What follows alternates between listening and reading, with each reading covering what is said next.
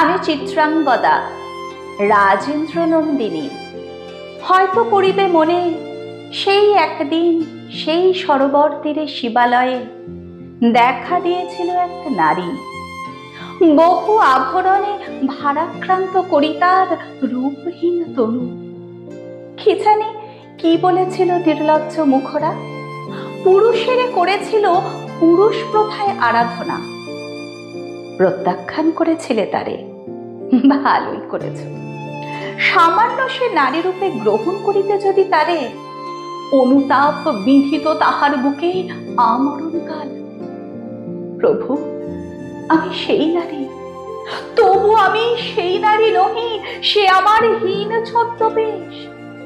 তারপরে পেয়েছিনু বসন্তের বরে বর্ষকাল অপরূপ রূপ, দিয়েছিল শ্রান্ত করি বীরের হৃদয় ছলনার ভারে।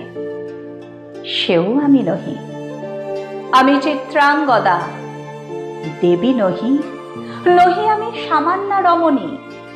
পূজা করি রাখিবে মাথায়, সেও আমি নই।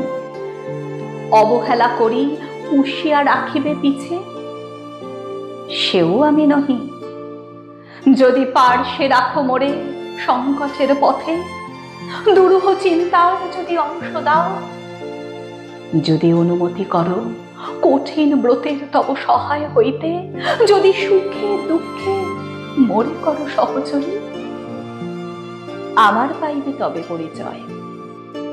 গর্ভে আমি ধরেছি যে সন্তান তোমার, যদি পুত্র হয় আশৈশব বীর শিক্ষা দিয়ে দ্বিতীয় অর্জুন করি তারে একদিন পাঠাইয়া দিব যবে পিতার চরণে।